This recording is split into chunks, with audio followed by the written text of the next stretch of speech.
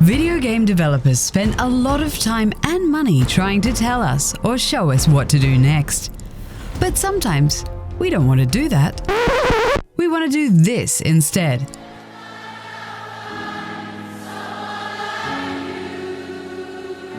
Here are 10 weird things we all find ourselves doing in video games.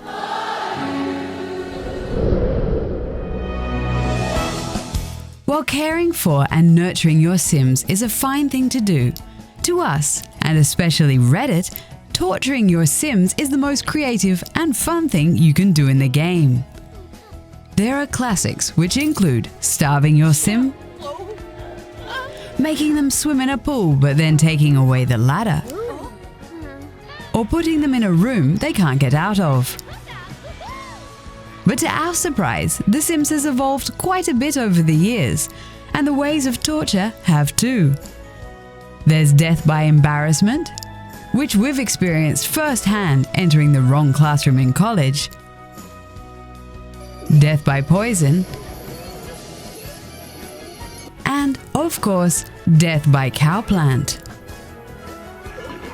EA definitely started to indulge our dark tendencies in the end.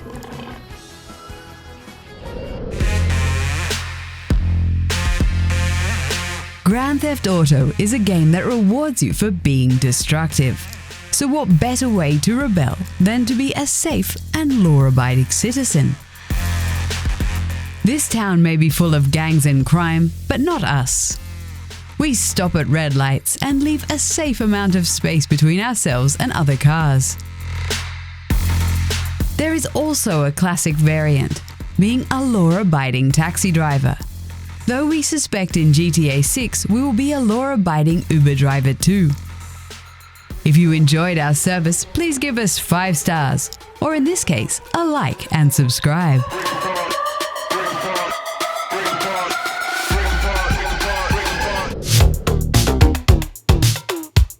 Oftentimes, when we're in a character creator mode, it's the beginning of the game and we just want to rush past and start playing. But usually, a bit later, character creation becomes the game. How else could we go from this to this? Dark Souls and Bloodborne gave us colourful and odd character creators for dark worlds, while games like NBA 2K gave us a spectacular face scan feature. But who knew that the WWE character creator would give us the most important match we didn't even know we needed? Shrek versus Bruce Lee. Also, shout out to the people that spent hours sculpting a face to perfection, only to wear a helmet the entire game. What do NPCs do when you're not there? Do they do anything besides aimlessly walk around the world? Are they living a rich, fulfilled life while you're doing another dumb fetch quest? The only way to find out? Follow them. Usually this devolves into tailing them around the city.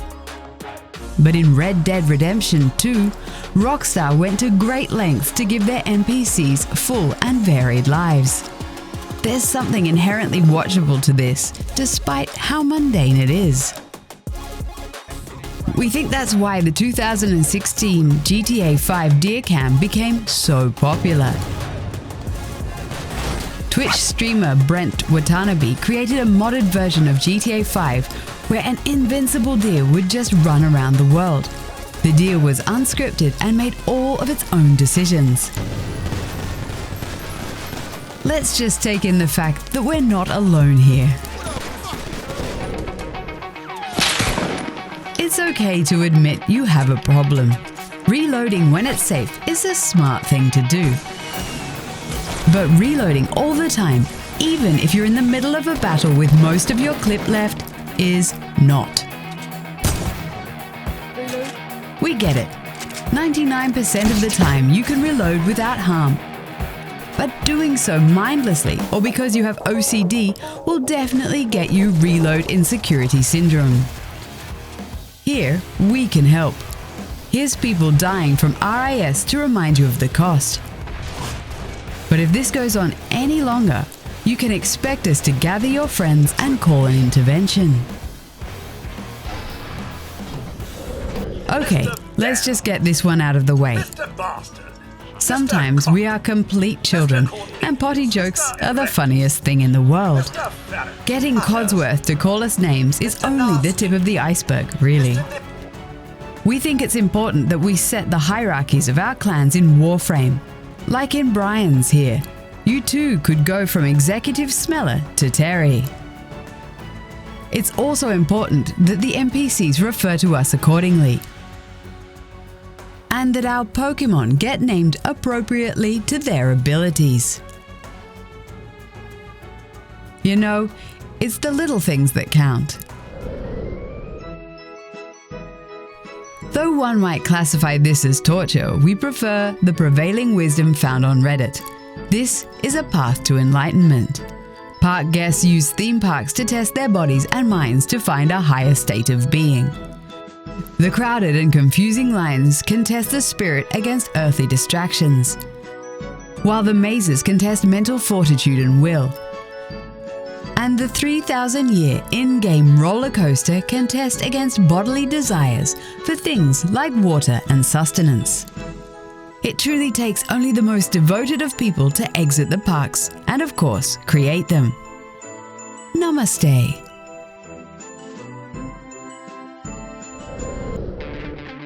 Hoarding is considered an offshoot of obsessive-compulsive disorder. It's estimated that 1 in 4 people with OCD are compulsive hoarders. Let us know if any of these symptoms sound familiar to you. I've been putting items to store in the guild bank because my bank was full. Inability to discard items. Difficulty organizing items. Excessive attachment to possessions and discomfort letting others touch or borrow possessions. And cluttered living spaces. If that list strikes a chord with you, you might be a hoarder. Wow. Whoa. Does this mean you save an excessive amount of potions or food for an encounter that never comes? Do you grab every item you pass? Are you going to use those items to craft something, but never do? It's okay, there's a way out. We'll add a link in the description to help you defeat this. Video games are imperfect, we know that. But finding all the ways that they're imperfect is an art unto itself. They usually start innocently enough, just seen by exploring the world.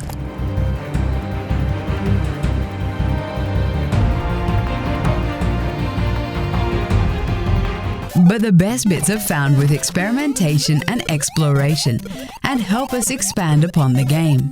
Like finding ways to get infinite lives, finding ways to speedrun games, or exploiting physics and frame data to create competitive scenes, which are faster and require higher levels of skill than any of the developers had intended.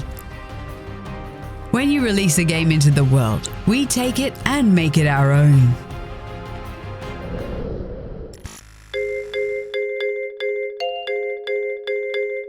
This is something only a select and dedicated group do, but it's something we can all appreciate. Take a look at some of our favorites. Call of Duty in Fortnite. CS Office in Fortnite.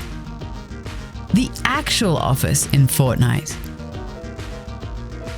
Super Meat Boy in Super Mario Bros. Game of Thrones in Minecraft. Lord of the Rings in Minecraft. Hogwarts in Minecraft.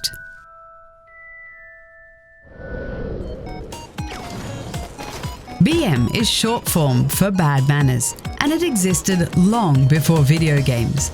But when competitive play became available online, a certain side of us began to show as well. In first-person shooters, it was teabagging. But when Fortnite came around and the sheer variety of ways you could style on your enemies was truly inspiring. And made for some savage content. The future of default dancing is a dark and scary world. Oftentimes, the most fun we end up having in video games is doing the opposite of what the developers wanted. But that's why video games are such a fun and creative space. Let us know what weird things you do in the comments.